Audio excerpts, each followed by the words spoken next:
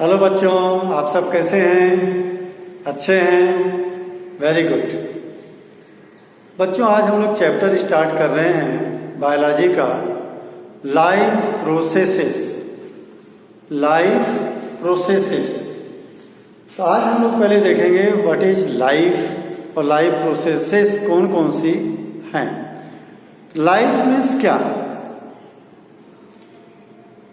Life means workable condition of our body is called life, या हम कहें active state internally and externally of our body is called life. Active state से मतलब अगर मान लो कोई व्यक्ति सोया है तो उसकी बॉडी एक्टिव है कि नहीं है, कैसे पता करेंगे? उसके हाथों में अपन पल्स रेट देखते हैं। अगर पल्स चल रही है तो इसका मतलब उसकी बॉडी एक्टिव स्टेट में है। कई बार हाथ नाक के सामने सांस देखते हैं, यानी अगर सांसें चल रही हैं इट मीन्स वो एक्टिव स्टेट में है। तो बॉडी का जो एक्टिव स्टेट है दैट इज द लाइफ। तो अपन क्या बोलेंगे लाइफ के डिफाइन में?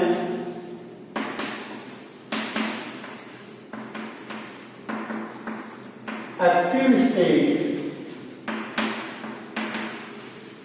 internally and externally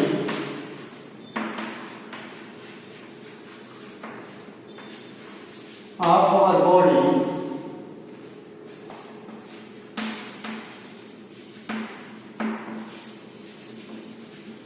is called life. देखो, active state internally and externally of our body is called life. ये लाइफ की डिफाइन है। लाइफ की एक्टिव स्टेट जिन प्रोसेस के वजह से है हमारी, वो प्रोसेसेस कहलाएंगे लाइफ प्रोसेसेस।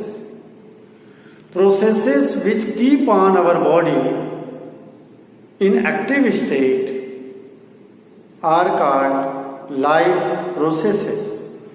बहुत सिंपल सा।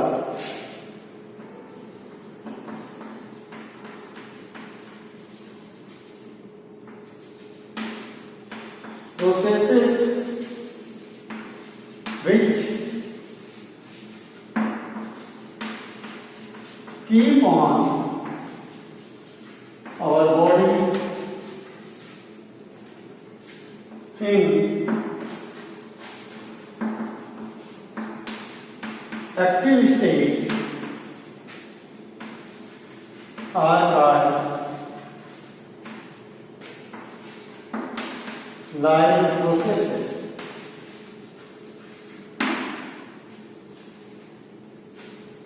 जो प्रोसेसेस हमारे लाइफ को एक्टिव स्टेट में रखें उन्हीं को हम कहेंगे लाइफ प्रोसेसेस। तो लाइफ को एक्टिव स्टेट में रखने के लिए देखो कौन सी प्रोसेस है। फूड खा रहे हैं, फूड से हमको एनर्जी मिल रही है, ठीक है, ग्रोथ हो रही है बॉडी की, रिपेयरिंग हो रही है। तो हम जो चल रहे हैं एनर्जी की वजह से, बात कर रहे हैं एनर्जी की वजह से, ये सारा क्या है? फूड की वजह से। ये कहलाएगा न्यूट्रिशन। तो पहले प्रोसेस कौन सी हो गई?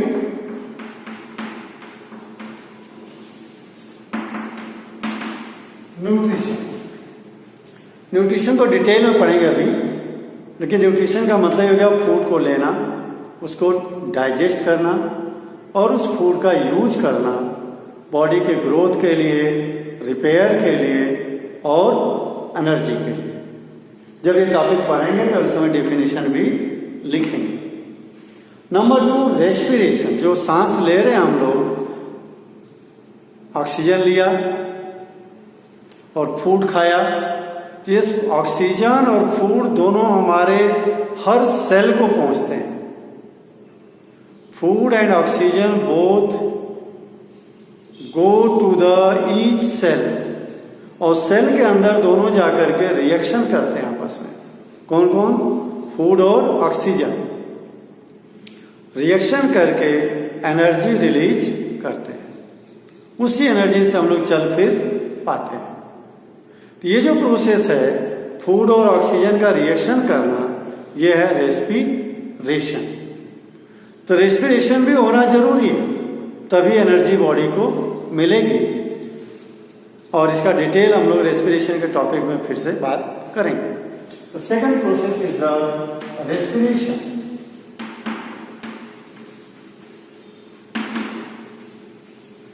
तीसरा, जो आपने ऑक्सीजन लंग्स में लिया, लंग्स से ब्लड लेकर के जाएगा, पूरे सेल्स को पहुंचाएगा, ठीक। और फूड आपके इंटेस्टाइन में, इंटेस्टाइन से ब्लड लेगा, फूड को पूरे बॉडी को पहुंचाएगा, हर सेल को पहुंचाएगा।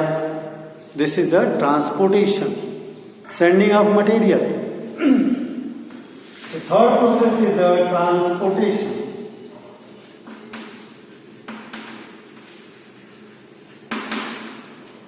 अब बच्चों, जहां रेस्पिरेशन होगा और भी बॉडी में बहुत सारी केमिकल रिएक्शन होती हमारे, प्रोटीन बनता है बॉडी में तरह तरह के, 9th में पढ़कर आए होंगे। RER prepare protein, SER prepare lipids यानी फैट। जब कहीं भी कोई प्रोडक्शन होता है तो वेस्ट मटेरियल भी बॉडी में बनता है। हम लोगों के बॉडी में भी वेस्ट बनता है। अब उस बॉडी वेस्ट को बाहर निकालना जरूरी है। बाहर नहीं निकालेंगे तो भी व्यक्ति डेथ कर सकता है। तो बॉडी से वेस्ट को बाहर निकालना भी एक लाइफ प्रोसेस है, दैट इज द एक्सक्रीशन।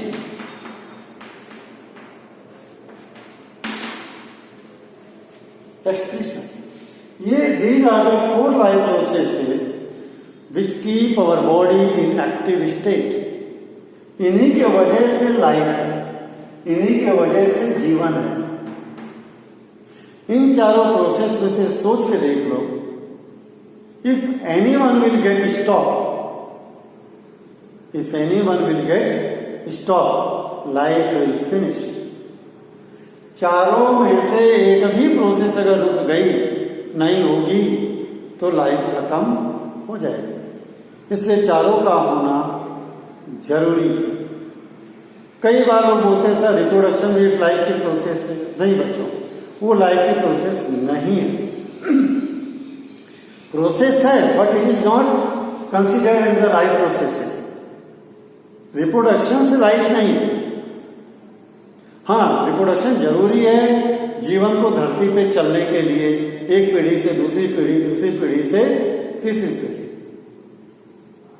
ठीक। जो ऑर्गेनिज्म, जो बहुत से लोग हैं जो रिप्रोडक्शन नहीं करते हैं, क्या उनका जीवन नहीं जी रहे? वो भी जीवन जी रहे हैं। क्लियर? इसलिए लाइफ प्रोसेस में रिप्रोडक्शन को हम लोग काउंट नहीं करते हैं। अब हम लोग डिटेल में बात करते हैं इसकी न्यूट्रिशन की। एक ही टॉपिक को लेकर के बात करेंगे।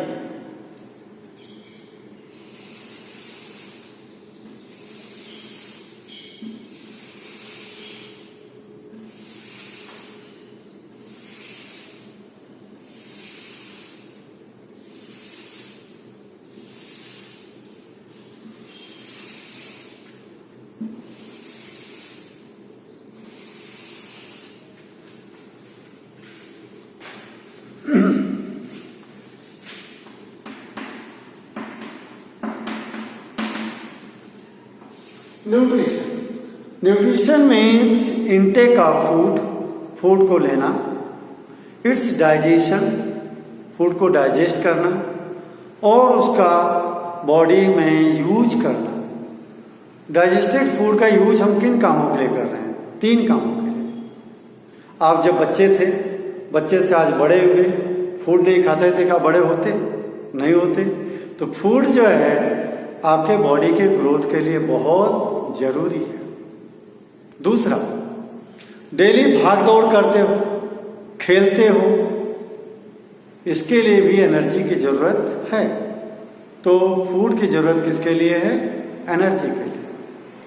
कभी आपको चोट लग जाए, टूट फूट हो जाए या बीमार पड़ जाओ, तो उन दिनों में घर वाले खूब खिलाते पिलाते हैं, खूब दूध पिलाएंगे सुबह शाम, फल खिलाएंगे, खूब खाओ।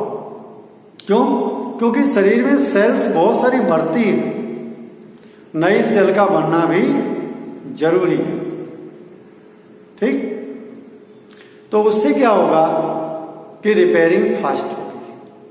तो रिपेयरिंग में भी न्यूट्रिशन की जरूरत है। तो न्यूट्रिशन क्या हो गया, डिफाइन लिखा है, intake of food,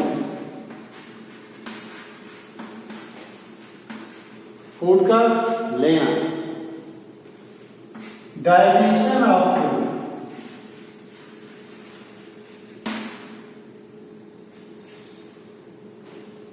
and its digestion.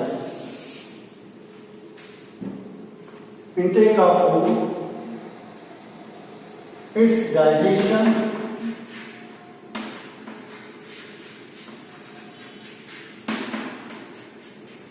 and use of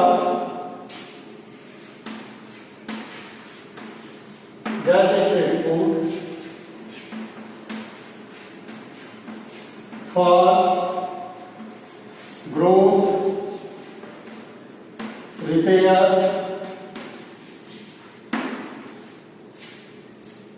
and energy is called nutrition. देखो सिंपल लिखा मैंने, intake of food, its digestion and use of digested food for growth, repair and energy is called nutrition. बच्चों ये हो गया nutrition की define. और there are two types of nutrition. Nutrition कितने तरह के हैं? दो तरह के types of nutrition.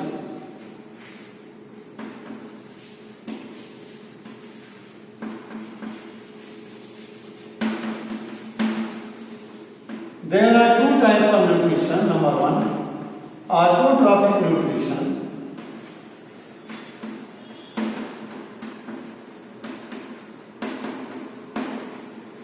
And number two, heterotrophic nutrition.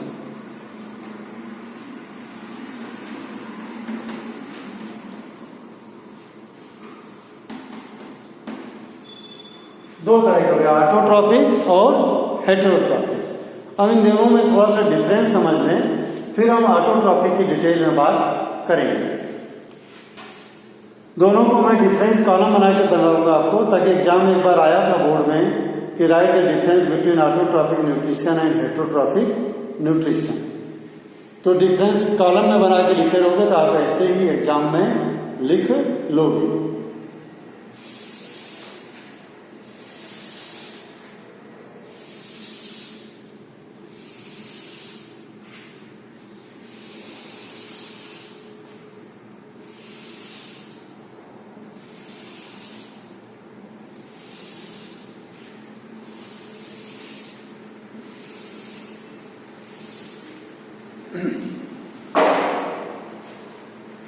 दो कॉलम कर लेते हैं हम लोग।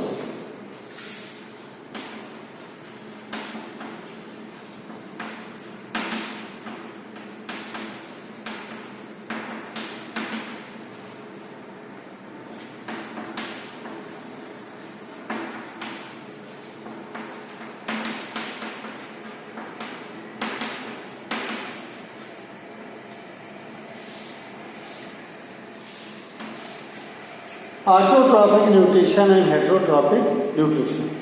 बच्चों auto means self,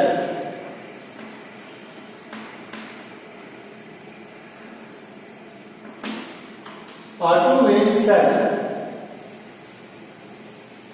trophic means preparing food, trophic means preparing food.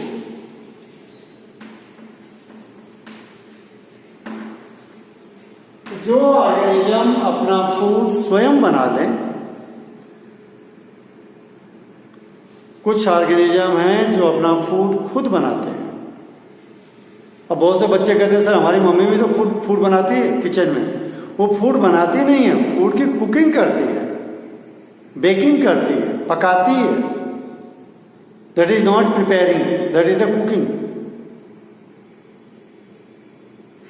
Mummy तो जो फूड पकाती है वो पौधों के द्वारा बनाया गया फूड है। गेहूं आता है पौधों से, रोटी बना देती है। चावल आता है पौधों से, चावल को कुक कर देती है, प्रोसेसिंग कर देती है एक तरह से।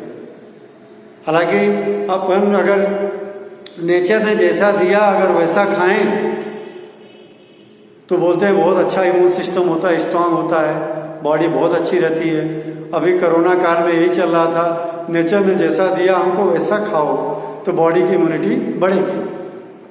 कच्चे फल खाओ, सब्जियां खाओ, ज़्यादा से ज़्यादा जूस पियो, पकी हुई चीज़ें कम खाओ, बेकरी के सामान बिल्कुल मत खाओ। तो ऑटोट्रॉपिक न्यूट्रिशन में बच्चों कौन आएगा? प्लांट जो अपना खाना खुद बनाते हैं। ठीक। Mode of nutrition in which organism can prepare its food own is called autotrophic nutrition. ऐसा न्यूट्रिशन का मोड जिसमें ऑर्गेनिज्म अपना खाना खुद बना दे, दैट इज ऑटोट्रॉपिक न्यूट्रिशन। और जो ऑर्गेनिज्म है they are known as autotrophs. Example के लिए ग्रीन प्लांट सारे, ब्लू ग्रीन एल्गी, ये एक एग्जाम्पल है। और हेटेरोट्रॉपिक में इसका उल्टा हेटेरो, हेटेरो मीन्स अदर। जो फूड को प्रिपरेशन दूसरे लोग कर रहे हैं और आपको दें, दूसरों के द्वारा फूड प्रिपेयर किया गया ऑर्गेनिज्म जब कंज्यूम करे, that is the heterotrophic nutrition. Heterotrophic nutrition, food prepared by other. Mode of nutrition in which organism cannot prepare its food own.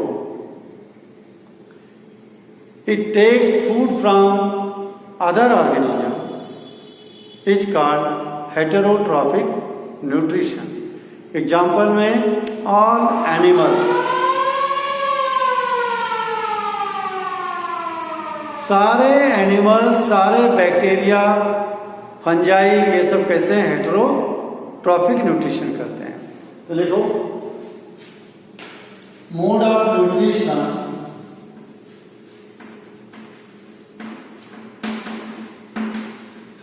In which organism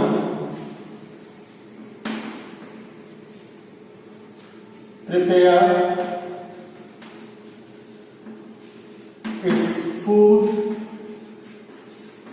own is called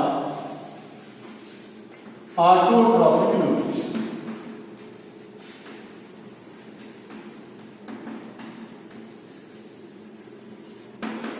Example, green plant,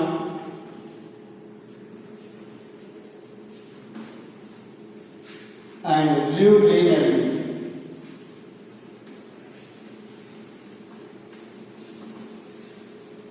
Blue green algae is also known as cyanobacteria.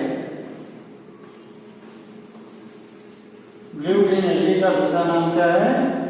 Cyanobacteria. ये हो गई बात autotrophic nutrition की। अब heterotrophic में simple है, ये mode of nutrition in which organism यहाँ cannot prepare its food own is called heterotrophic nutrition. Simple सा mode of nutrition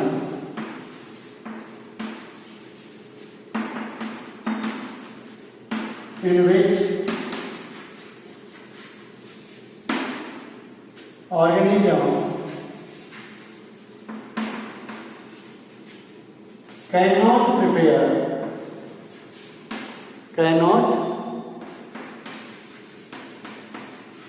prepare its food own is called heterotrophic nutrition. Example, इसके जो example होंगे all animals, और human being भी animal ही है, वो भी इसी में शामिल है। All animals, human being, bacteria, fungi, ये सब आ जाएगा। जो भी ऑर्गेनिज्म दूसरों से फूड ड्रा करें, that is the heterotrophic nutrition. तो हम लोग अब प्लांट का देखते हैं कि प्लांट कैसे अपना फूड प्रिपेयर करते हैं, ये बात है।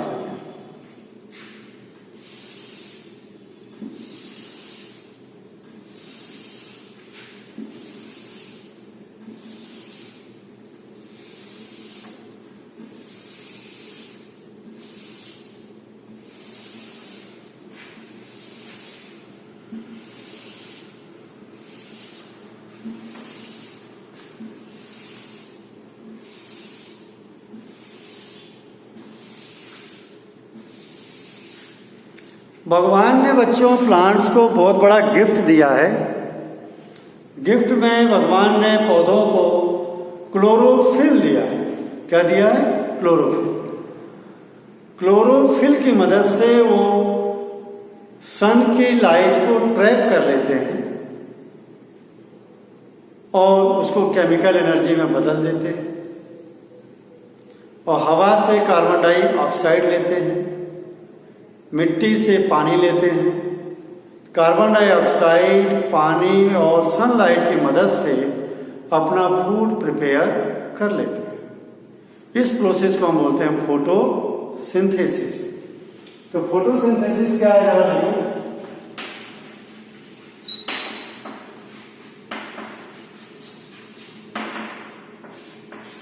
Preparing food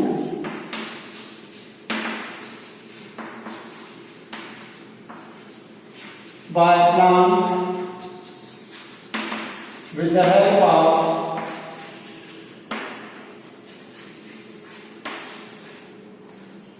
chlorophyll, sunlight, CO2 and water is called photosynthesis.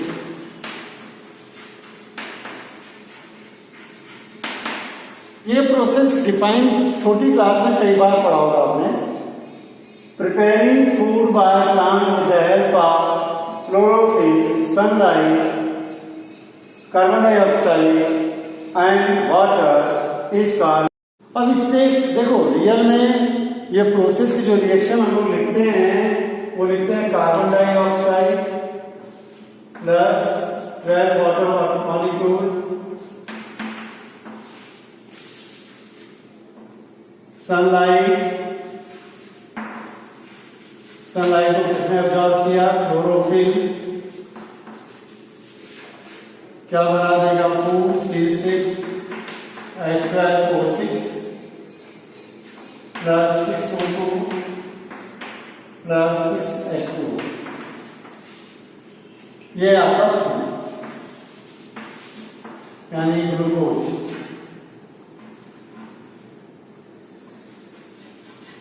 जिसको हम कार्बोहाइड्रेट बोलते हैं।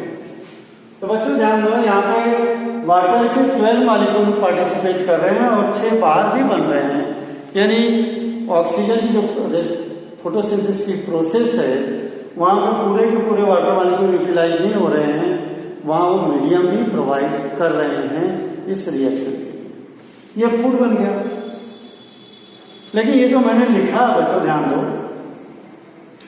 ये पूरे प्रोसेस को एक साथ समअप करके लिखा है। रियल में लाइफ में प्लांट के अंदर ये जो प्रोसेस देख रहे हो एक साथ नहीं होती है, स्टेप बाय स्टेप होती है। तो अपन अब स्टेप्स ऑफ फोटोसिंथेसिस देखते हैं। Steps of photosynthesis.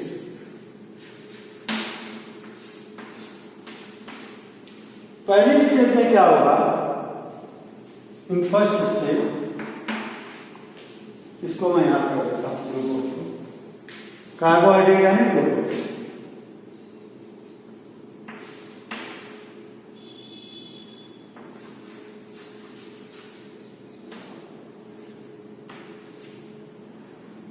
एक ही बात, फूड को या ग्लूकोज।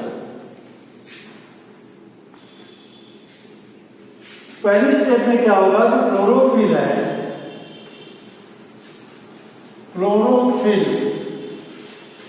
ट्रैप मीन्स कैच करना, ट्रैप सनलाइट या लाइट एनर्जी लिख सकते हो। इससे यहां बता दो, कोई जरूरी नहीं कि सन की ही लाइट को ट्रैप करेंगे, ट्यूबलाइट की लाइट रहेगी उसको भी ट्रैप करेंगे, ठीक है। बल्ब की लाइट होगी उसको भी ट्रैप करेंगे, उससे भी फूड बनेगा। तो chlorophyll traps sunlight and convert it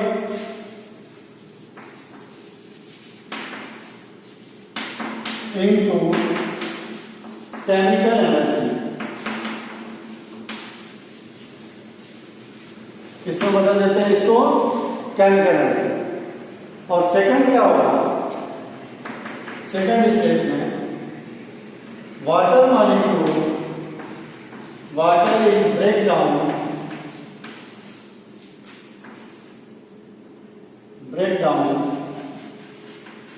into hydrogen and oxygen.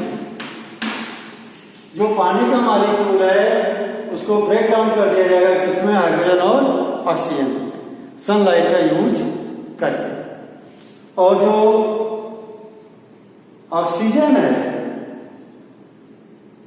वो एटमॉस्फेयर में रिलीज हो जाएगा। This process is known as ability. This process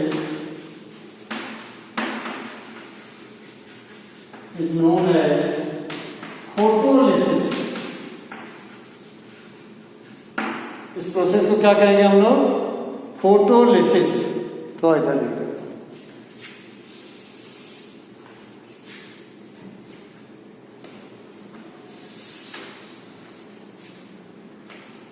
known as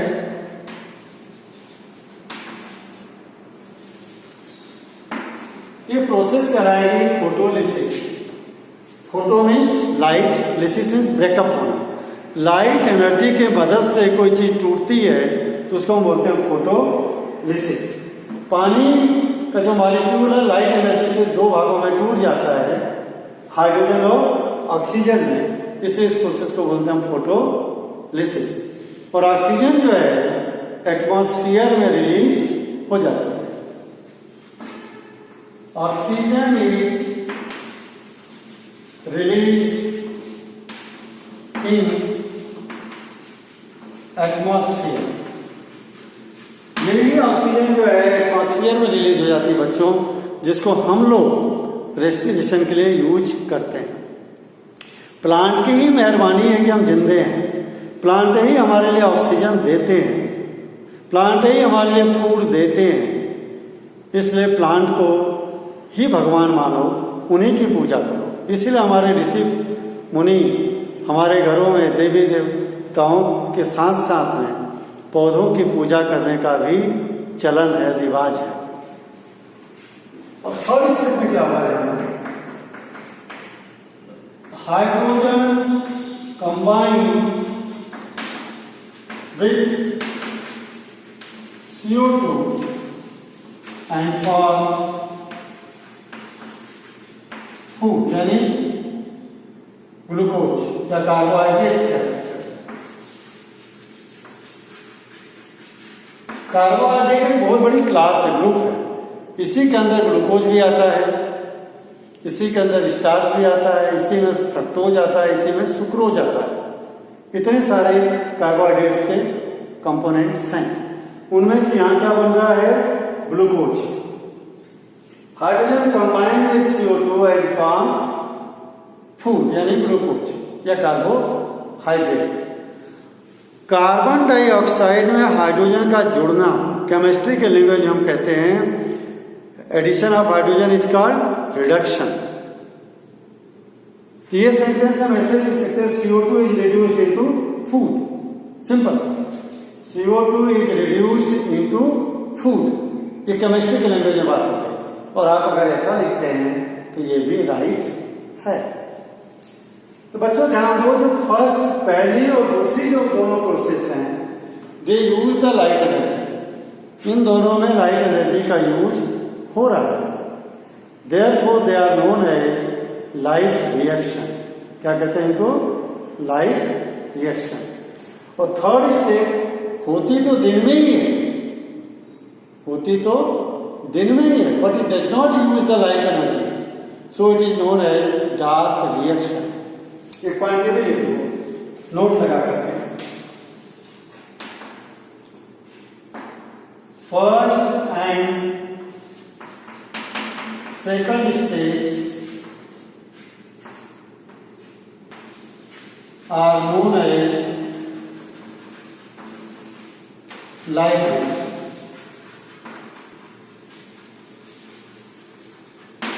क्या कहेंगे इनको? फर्स्ट और सेकंड स्टेप को light reaction, because they use the light energy, because they use light energy. First और सेकंड स्टेप लाइट एनर्जी का use करते हैं, इसलिए लाइट रिएक्शन। लेकिन जो थर्ड स्टेप है, it is known as dark reaction. Third step is known as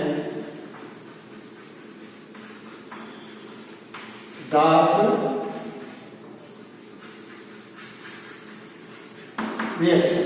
इसको हम डार्क रिएक्शन कहते हैं। डार्क रिएक्शन का एक कतई मतलब नहीं कि रात में होती है।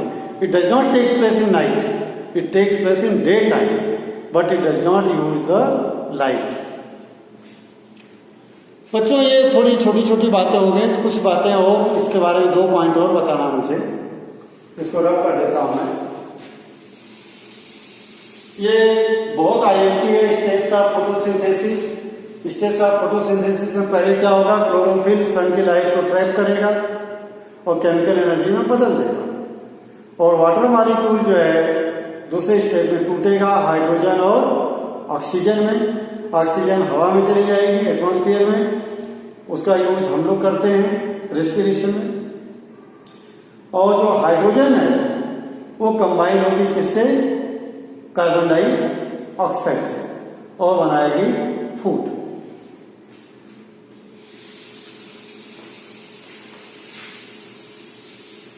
बच्चों सन से जो लाइट आती है, 3 तरह की लाइट आती है, आपने पढ़ा होगा। इंफ्रारेड रेज, विजिबल लाइट और अल्ट्रा वायलेट लाइट। 3 तरह की लाइट आती है सन से। कौन कौन सी? इंफ्रारेड और विजिबल लाइट और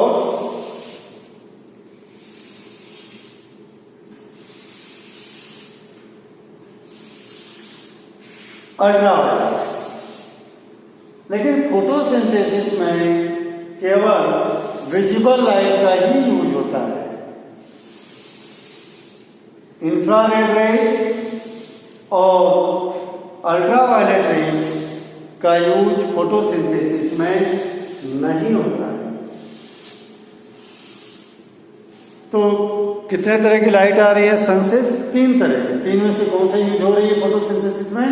ओनली विजिबल लाइट। एक पॉइंट लिख लें, visible light is used in photosynthesis.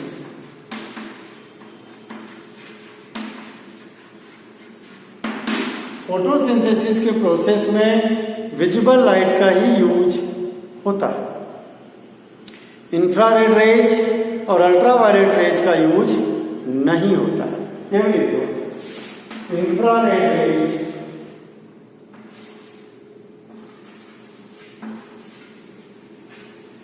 and ultraviolet rays are not used. इनका यूज नहीं होता है। और विजिबल लाइट में भी 7 कलर होते हैं VIBGYOR, violet, indigo, blue, green, yellow, orange और रेड। फिजिक्स के लेसन में आपने लाइट के चैप्टर में पढ़ा होगा। इन 7 कलर में से सबसे ज्यादा मात्रा होती है लाइट की ब्लू और रेड की। तो फोटोसिंथेसिस की जो रेट है सबसे ज्यादा ब्लू कलर में होती है, क्योंकि उसकी फ्रीक्वेंसी रेड की तुलना में ज्यादा है। देखिए point number 2, rate of photosynthesis, rate of photosynthesis is maximum in blue color light। बाकी में भी होगी लेकिन इसमें सबसे ज्यादा, बिकॉज इट्स फ्रीक्वेंसी